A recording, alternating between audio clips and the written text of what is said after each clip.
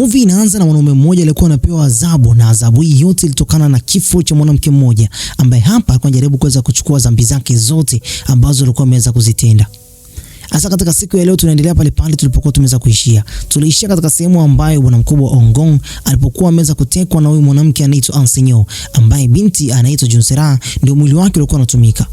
Sasa huyu mwanamke alikuwa anamwambia kwamba kwanza hivi sasa wewe ni wangu na natamani katika siku za usoni tuweze kufunga wote ndoa. Lakini kama utaweza kukubali mimi hapa niwe wako, naomba uweze kunipa majibu hapa hapa. Sasa huko tunaonyeshwa kwamba mwanamke huyu yani Samjang alikuwa anajaribu kuweza kumuuliza Ajus kwa nini mmoja katika nyumba yangu. Ajus anamwambia kwamba kuna kitu cha muhimu sana ambacho katika siku ya leo bwana mkubwa Ongong ameenda kukifanyia kazi. Naomba usiweze kumuita. Binti alivyokuwa mkali zaidi akapewa majibu pale pale. Mwanamke ulimuona hapa ndani yani sio Junsera wala sio zombie tena yule. Yule ni mwanamke ambaye anaitwa Ansinyo ambaye ndani yake ni pepo mbaya sana ambaye kupitia damu yako wewe mwenyewe binafsi ndio umeweza kumfufua.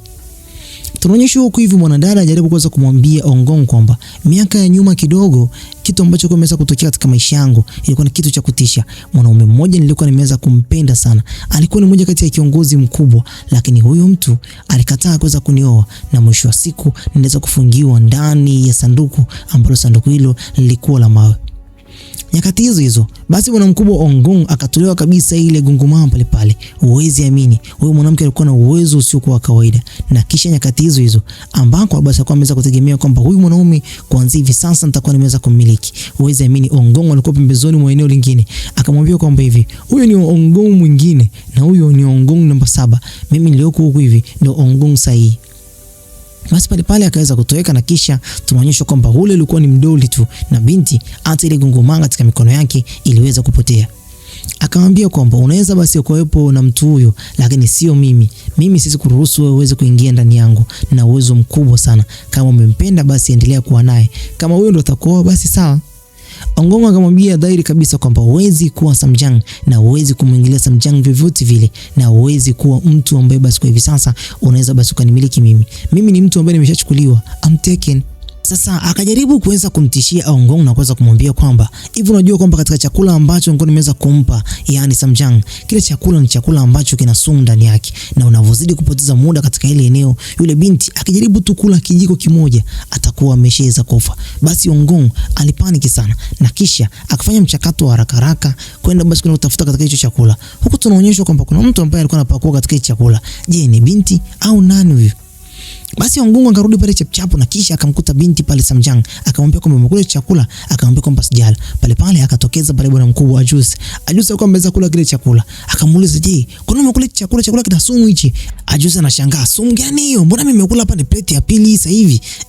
Basi pale pale Ongong akamwambia kwamba nimeambiwa kwamba chakula kina sumu. Akamwambia kwamba hakina sumu, labda tu chumvi imeweza kuongezeka. Akagundua kwamba huyu mwanamke yani Ansinyo alikuwa ameweza kumdanganya, amemtriki ili aje huku na yeye kule hivyo aweze kukimbia.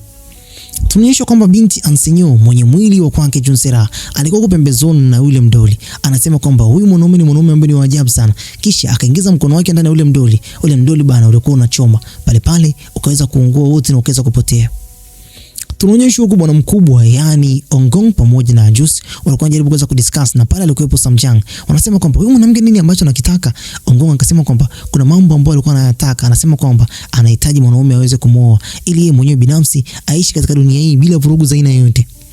Sasa kwa muda ulivyokuwa unazidi kwenda, Ajus akaja kugundua kwamba Ongong ndio huyo mwanamke basi alikuwa anamtaka. Lakini pale pale Ongong anasema kwamba labda Piki ndio aweze kumwoa au Ajus ndio aweze basi kumwoa huyo mwanamke. Katika nyakati za wanapojaribu kuweza kurushana maneno, pale pale Ajus akasema kwamba nimeshaweza kugundua jambo.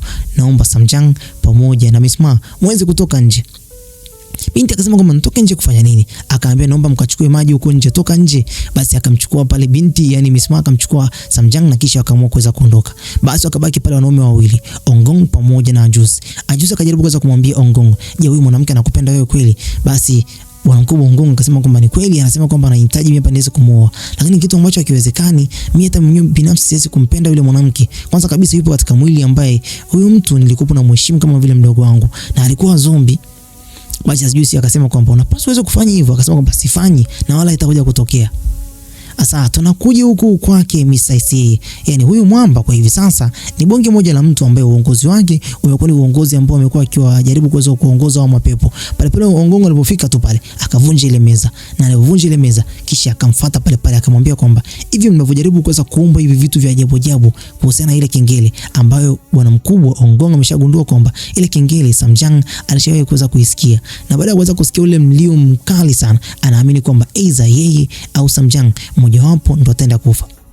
Basi huyu Mr. SA anasema kwamba hivi vitu vilikuwa vimeweza kuumbwa tu kutoka huko mbinguni, lakini mimi hapa sina mamlaka navyo. Lakini pale Ongongo akamwambia kwamba na kuhakikishia kwamba ni swala la muda tu.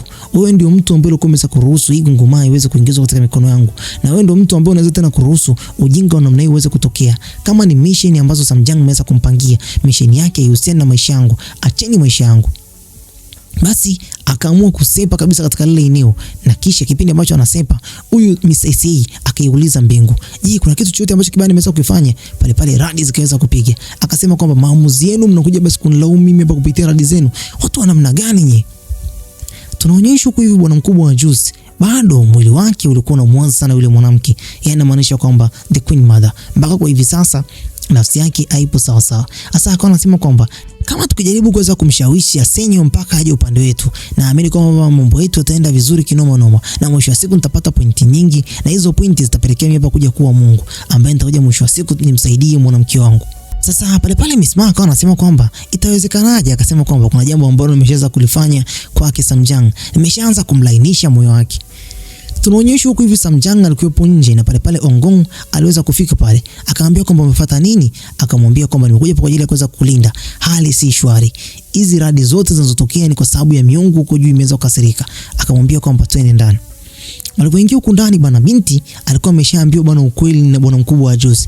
Juice mara nyingi zaidi amekuwa ni mmoja kati ya mtu ambaye anavujisha siri. Sasa huyu binti akaomba kama kuna muda analalamika. Sasa kipindi ambacho analalamika, hata mifuniko ambayo alikuwa anaitumia pale ilikuwa sio mifuniko sahihi katika ile bakuli. Bwana mkubwa Ongongo akamwambia kwamba huo mfuniko haufai hapo, hauwezi kufiti hapo. Binti anasema kwamba inakuhusu nini? Akamwambia kwamba inanihusu kwa sababu kitu ambacho sio sahihi katika plate sahihi huwezi basi ikafunika hiyo bakuli vizuri, itakuwa basi inafunika kitu ambacho akijatimia. Na maanisha kwamba ulichoambiwa ni bora zaidi uweze kuniuliza mimi. Akamshika binti na kisha akaweza kumkumbatia. Huyu mwanamke anasema kwamba unadhani kwamba hii hapa ndio inatosha? Ongongo akamwambia kwamba ukipata matatizo ya aina yote mimi ndio ambaye nakuja kukusaidia. Kwa hiyo siwezi kufanya kitu chochote kwa ajili yako kiwe kibaya. Binti naye akamkumbatia vizuri kabisa, na huko Ongongo akizidi kumpa maneno matamu. Asa tunaonyeshwa lile kaburi, yani maanisha kwamba jeneza. Ile jeneza bado lilikuwepo katika chumba cha kwake bwana mkubwa Profesa Kangdai. Profesa huyu alikuwa anazidi basi kufanya utafiti wake, akizidi kugundua vitu vingi sana.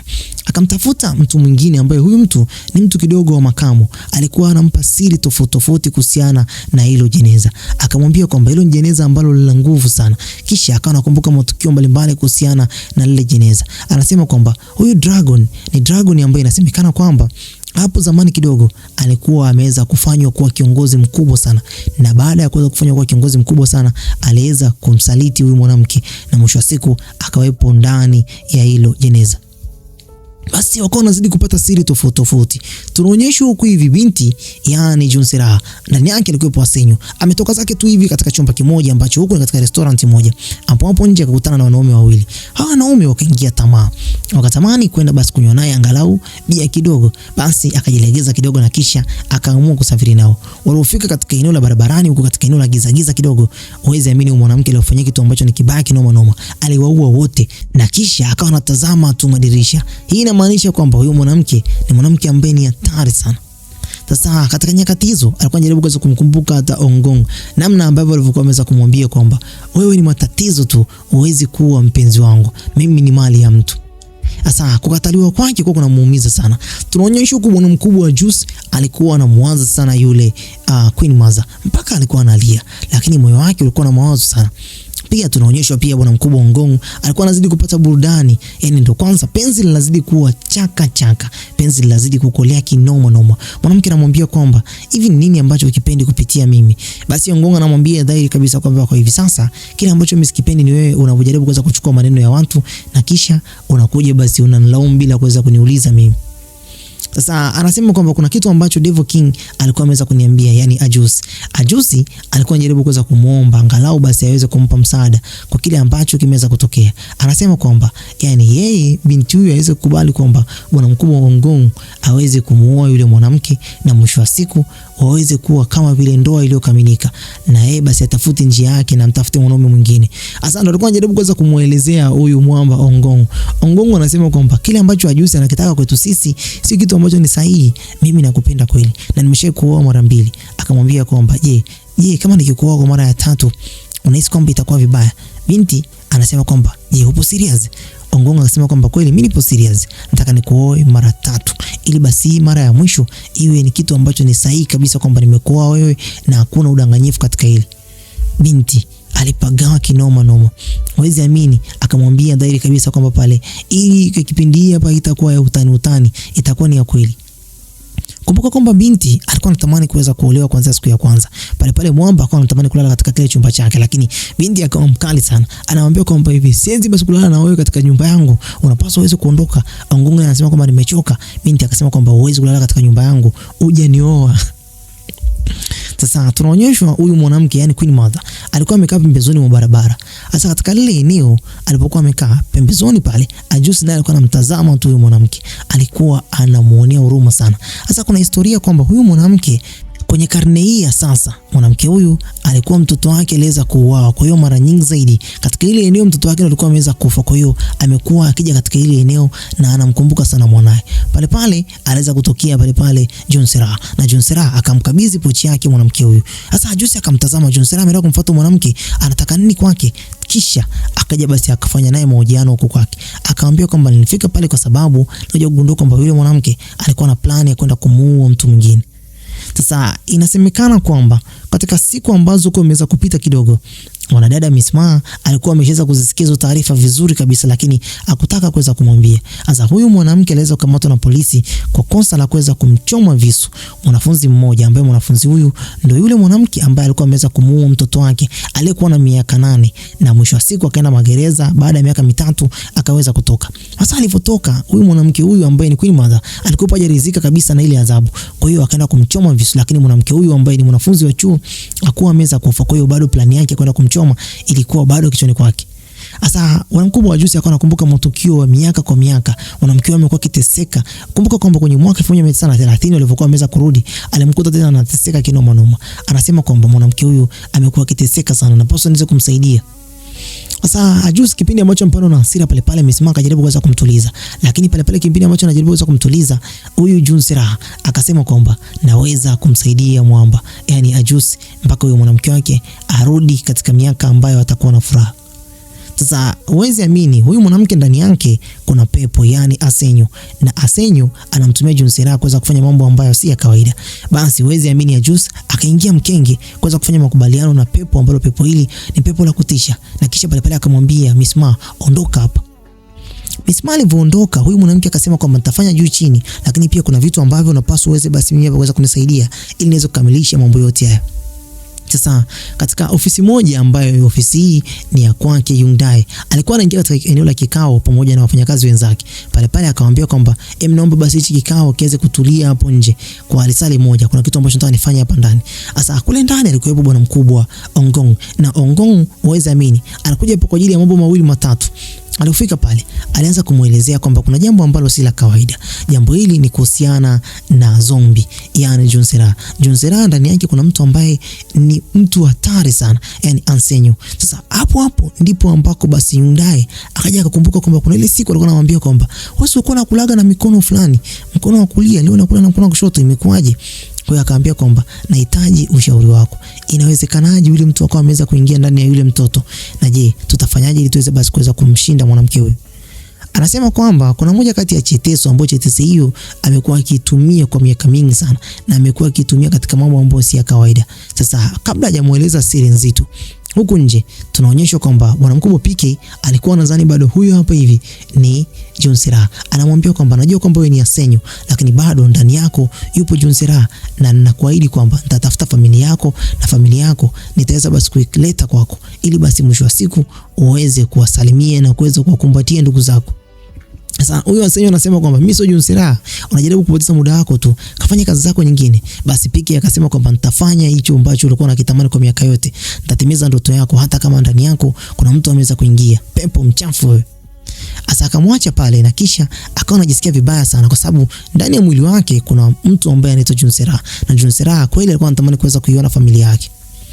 Asa huku katika ofisi ya kwake binti Samjang, leo bana alikuwa na mawazo sana. Asa kipindi ambacho basi alipokuwa ameweza kukaa pale na bwana mkubwa huyu Angju. Angju anashangaa binti anasemaje, will you marry me? Anasema kwamba je, utanioa? Pale akashangaa, wewe unaongelea kusana nini? Akasema kwamba hivi mtu akijaribu kuweza kutaka kukuoa kuna kitu gani cha muhimu sana ambacho basi anapaswa aweze kufanya? Basi bwana mkubwa Angju anasema kwamba ni kuhusu swala zima la pete. Basi binti akasema kwamba hivi kwa mfano hiyo pete nikawa nimemnunulia pete, ameivaa, na baada ya kuivaa huyo mtu ndo akazidi kukupenda zaidi. Angju anakuwa kama vile haelewi maswali ya binti. Akasema kwamba kama pete ni ya diamond basi atazidi kukupenda kwa sababu ya pesa. Binti akasema kwamba sio pesa, hiyo pete ndivyo mvalisha sana. Anashindwa kumuelezea vizuri kwa sababu Angju ajui maswala ya kichawi, ajui maswala ya mapepo vizuri. Basi akamwambia kwamba kama ni maswala kuhusiana na pete uliomvalisha wewe, jua tu kabisa kwamba huyo mtu atakuwa amekupendea pesa, kwa hiyo sidhani kama kuna mapenzi ya kweli. Binti akapata mawazo sana, akasema kwamba lakini ni ile bracelet, yani bangili. Kipindi ambacho basi anawaza sana ili basi aweze kuachana na huyo mwanaume kwa sababu ni Ongong. Ongong akatokea pale akampiga kisi. Binti akabaki akiwa anashangaa. Hapo akatoweka. Sasa pale Angju akamwambia bosi wake kwamba naomba unisaidie muhuri hapo. Bosi akawa ameinama hivi angalau basi aweze kumpatia muhuri. Lakini huko akawa anazidi kulalamika. Yaani unadhani kwamba mapenzi ni kitu cha ajabu wewe mwanamke? Yaani unamuonga mwanaume unadhani kwamba ataacha kuektia kwamba anakupenda? Hapo tena Ongong angatokea tena. Akamshika na kisha akampiga busu tena. Binti akazidi kupata mawazo kinoma. Kicheko fulani hivi cha ajabu kaza kumpata. Angju anajoka hivi anamkuta binti kama vile anazidi kudua. Akamletea pale muhuri na kisha akamwambia kwamba hivi huyo mwanaume kwa mfano kama akawa anakupenda na akawa anakuja mara kwa mara kuja kukulinda, akasema kwamba je, huyo mtu ni anakupenda kweli au hakupendi? Angju naye akasema kwamba kama umempa pesa lazima mtu akulinde. Watu siku hizi wanapendiaga watu pesa, wewe hujui. Nyakati hizo basi Angju akatoka zake nje kwa sababu alikuwa anajua mambo mengi sana. Ongong tena akajitokeza akampiga kisi tena pisi. Pisi kazidi kupagawa kinoma. Sasa kwake Winter General katika siku ya leo alivamiwa pale na Ansenyo ambaye katika mwili wa kwake Junsera, na kisha akamwambia kwamba vipi Junsera, uko sawa? Yani kwa jina lingine wanamuitaga Rich. Lakini pale akawa basi alipokuwa anatabasamu bwana mkubwa huyu Winter General akagundua kwamba huyu sio Junsera. Akamwambia kwamba wewe sio Junsera. Akamwambia kwamba umenisahau, mimi hapa ni Ansenyo, miaka zaidi ya 1000 nimekuwa nikikusaidia mara kwa mara, na katika siku ya leo nimeweza kukutembelea. Akamwambia kwamba unataka nini? Akamwambia kwamba kuna kitu ambacho kinaitwa cheteso na kihitaji cheteso yangu ya dragon. Basi bwana mkubwa Winter General alikuwa hana kauli katika neno ambalo mwanamke ameweza kulisema, alikuwa anafuata kama vile sheria. Basi akamwambia kwamba nataka kukusaidia kuweza kuipata. Sasa hiyo cheteso iko wapi? Ni katika eneo la siri. Huko Ongong akaja kuletewa siri na huyo Miss Ma kwamba bwana mkubwa wa Juice ameweza kufanya makubaliano na yule mwanamke. Sasa yale makubaliano gani? Makubaliano ya kutisha mzee. Juice huku hivi ameufuata basi huyu ambaye ni kiongozi wao ambaye ni Mr. C. Mr. C katika siku ya leo ameweza kufuatwa na Juice. Sasa Juice alipokuwa ameweza kumfuata Mr. C pale, lengo lake katika siku ya leo alikuwa anataka kuweza kupewa ruhusa hapo kuweza kushirikiana na yule mwanamke. Lakini kipindi hicho Mr. C aliweza kukataa kwa sababu sheria zao haziruhusu. Juice alikasirika kinoma na mwisho wa siku akaamua kuweza kuivunja kabisa ile meza. Hii inamaanisha nini? Juice ameamua kuvunja sheria. Sasa huyu mwamba Mr. C akaita mbingu tena kwa mara nyingine. Akamwambia kwamba watu wanavunja sheria, mambo gani haya? Mbingu ikaanza kupiga tena radi. Basi inamaanisha kwamba mbingu ilikuwa bado inamlaumu yeye, na yeye pia akaanza kuilaumu pale mbingu. Hivi mnanionaje? Mimi najaribu kuweza kuongoza watu hawa lakini watu hao wanisikilizi. Basi tunaonyeshwa katika jengo ambalo huyu Queen Maza alipokuwa basi anafanya kazi. Katika eneo lile alifika tena pale Juice. Juice hana jambo la kuweza kumsaidia mwanamke huyu. ila alikuwa anatamani sana katika maisha haya sasa mwanamke huyu asiweze basi kuteseka sana. Kuna siri nzito kuhusu huyu mwanamke. Sasa huyu mwanamke inasemekana kwamba ameshaishi kwa miaka mingi sana, lakini alikuwa anaishi huko mbinguni.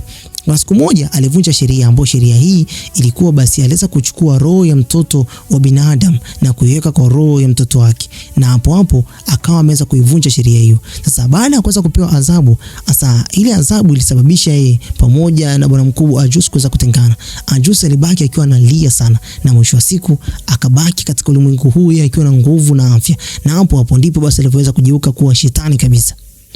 Asa katika siku ya leo hii story yote alikuwa anapewa binti Samjang, na huyu Mr. SA alikuwa anamuelezea kwamba huyu mwanamke anapaswa aweze kuishi ndani ya miaka 108, na kwa hivi sasa ameshaishi miaka 9 tu. Miaka hii 9 ni miaka ile anazaliwa kila mwaka, na mwisho wa siku anapitia mateso yale yale ya mtoto wake kuweza kuteseka kama alivyokuwa ameweza kufanya makosa ya kuichukua roho ya mtoto wa mwanadamu, na mwisho wa siku kwa hivi sasa ni mwaka wa 9. Kwa hiyo bado ana muda mrefu sana. Kila mwaka anatakiwa aweze kupitia mambo ambayo ni magumu, na mwisho wa siku pia maumivu yale yale aweze kuyapitia. Kwa hiyo anazaliwa anajikuta akiwa mkubwa, anazaliwa anajikuta tena akiwa mkubwa kwa miaka zaidi ya 108. Kwa hiyo ilikuwa ni dhahiri kabisa kwamba lazima hiyo dhambi alikuwa ameweza kuitenda lazima aweze kulipa.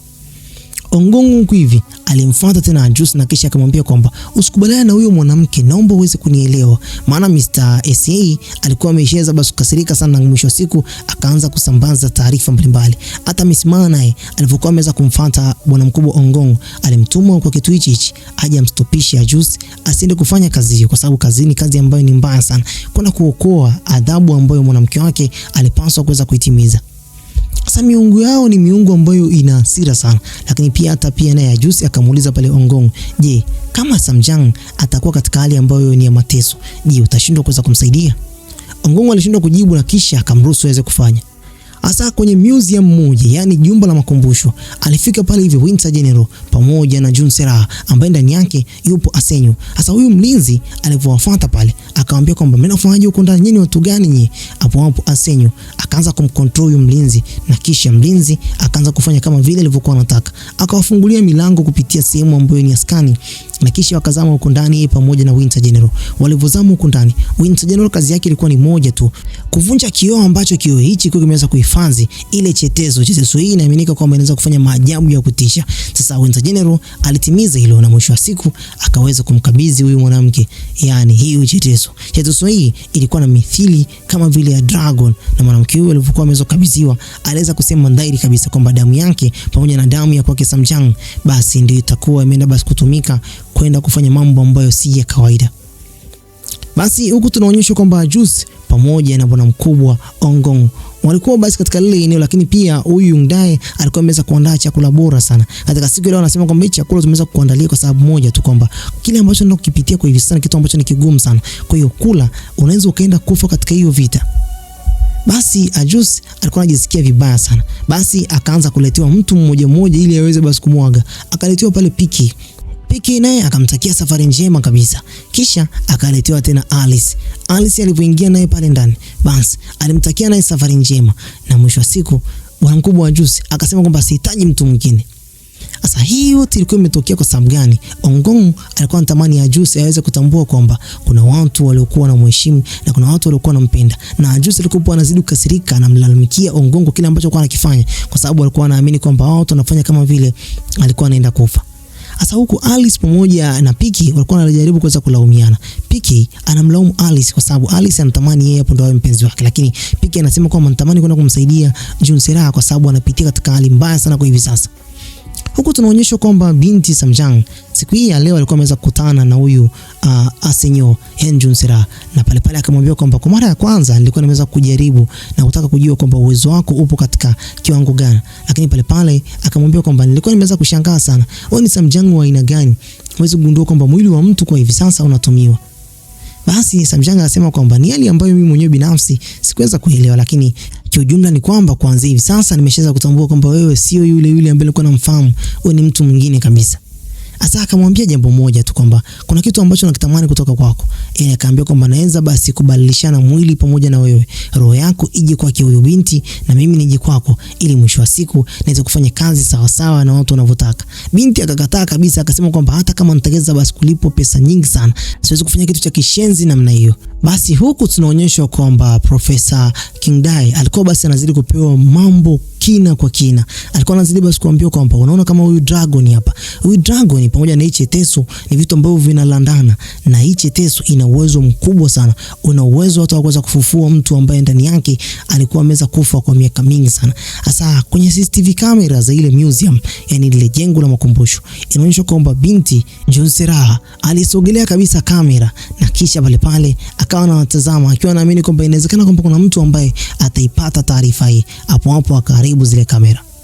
Sasa huyu Junsera alipokuwa basi anajaribu kuweza kutembea huko katika eneo la hotelini, alikutana pale na Piki akampa taarifa kwamba nimekutana na mama yako na mama yako yuko hospitalini, unapaswa uende kumuona. Binti akawa anasema kwamba mimi hapa sio yule ambaye unamzania, mimi ni mtu mwingine kabisa. Piki akamkumbatia kisha akamwambia kwamba najua kwamba Junsera yupo ndani yako na wewe hapo binafsi wewe ni Asenyo, lakini kibaya zaidi ni kwamba mama yako unamjua. Usijifanye kama vile hujui nini ambacho basi mimi ninakiongea. Mama yako anakuhitaji bado. Mwanamke huyu aliumia sana, lakini nyakati hizo alikuwa na plani yake asiri. Sasa hii cheteso bana alimfuata nayo bwana mkubwa Ajusi anataka mpenzi wake asizidi basi kuteseka katika ulimwengu huu. Basi huyu mwanamke akamwambia kwamba unaweza kufanya jambo lingine kwa ajili ya mwanamke wako. Basi akamwambia ndio. Kisha akamwambia kwamba anahitaji damu ya kwake binti Samjang niweze kuichanganya damu yangu, na mwisho wa siku mwanamke wako mateso yake yote yanakwenda kuisha. Sasa Ajusi hakujua hichi ambacho kwa ameweza kuambia kwamba ilikuwa ni uongo. Ajusi akamfuata direct binti Samjang, akamueleza dhahiri kwamba kuna mtu ambaye natamani wewe kukutana naye, na mtu huyo ni mtu ambaye ni wa kipekee sana katika maisha yangu. Basi binti akaongozana na Ajusi mpaka katika duka la kwake mwanamama Queen Mother. Hapo alipofika pale, alivyomuona tu hivi akaikumbuka picha ambayo alikuwa ameweza kuiona katika jengo la kwake Ajusi, na kisha akampa heshima zake.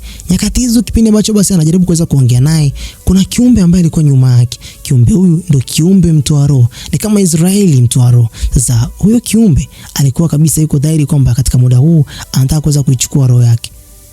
Asa binti alivyoletwa katika ile chemba ambayo picha ya huyu mwanamke ilipokuepo, alimuonea huruma sana, na pale bwana mkubwa wa Ajusi akamueleza nini ambacho anakihitaji. Akamwambia kabisa kwamba katika siku ya kesho ndio siku ambayo mwanamke huyo atakwenda kufa, na kifo chake kitakuwa kimeweza kusababishwa na tukio ambalo litakuwa basi ndakutisha sana.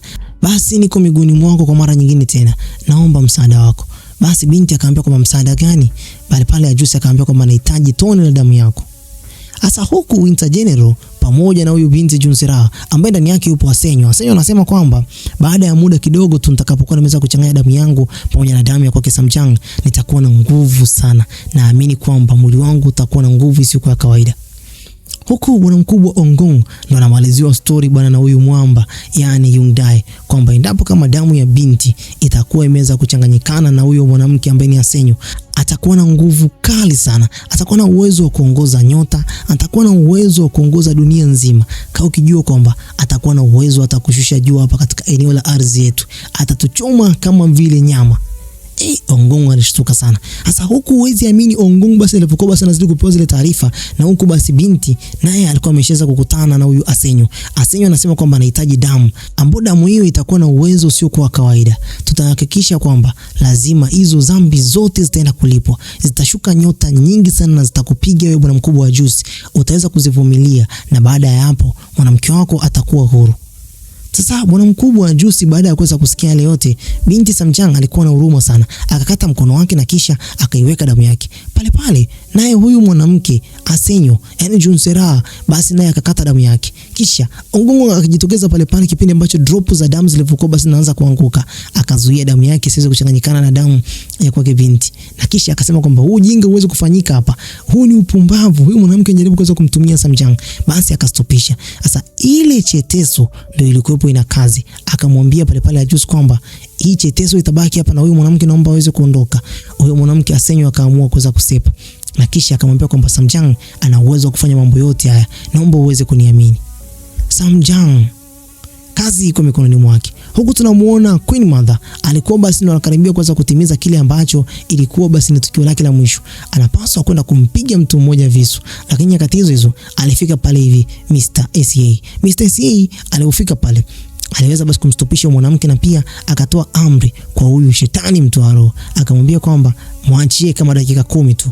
Kuna mtu anataka kwenda kuongea naye. Mwanamke huyu akakutana pale pale na bwana mkubwa wa Juice. Juice alikuwa anatamani kuweza kulia na kisha akamtakia safari njema katika maisha yake yote. Na yeye pia akamwambia kwamba kuna namna ambavyo mimi nakufahamu ila wewe kwa hivi sasa hauwezi kunifahamu. Ni karne nyingi sana zimeweza kupita. Huyu mwanamke hakuweza kuelewa ila Juice aliamua kuweza kumpa heshima yake na kisha akaamua kusepa. Hii inaaminika kwamba Ongong ndiye alikuwa ameweza kumwambia bwana mkubwa Mr. SA aende kufanya mambo yote haya ili mwisho wa siku waweze kutimiza lile ambalo ni agano lao. Sasa hapa Ongong alikuwepo basi ameshaweza kuplay part yake na kisha binti anapaswa basi kutimiza naye wajibu wake. Hapo binti akaambiwa kwamba ishike hiyo chetezo. Ukishaishika damu yako inakuwa na uwezo usio kwa kawaida. Unakuwa na uwezo wa kuanzisha nyota kuanzia juu ya anga mpaka chini ya ardhi, na mwisho wa siku adhabu zote za huyu mwanamke zitakuwa zimeenda kumpiga bwana mkubwa Juice. Juice alipokea adhabu ya nyota nyingi sana, almost nyota 99, na hapo baada ya kupiga nyota nyingi sana basi nguvu zake zote zilikuwa zimekaribia kuisha. Akaanguka chini akiwa na hali mbaya sana. Hatujui kama Juice ataenda kufa. Huku tunamuona mwanamke Queen Mother alikuwa analia na akawa anajiuliza kwamba hivi nalia kwa sababu gani? Huku Juice macho akawa amefunga. Bana naam. Basi mimi nafikiri kwamba sitakuwa nalezea kwa muda huu. Dondosha comment yako chini uniambie umeonaje kazi hii. Tukutane tena katika episode inayofuata. Bye bye for now.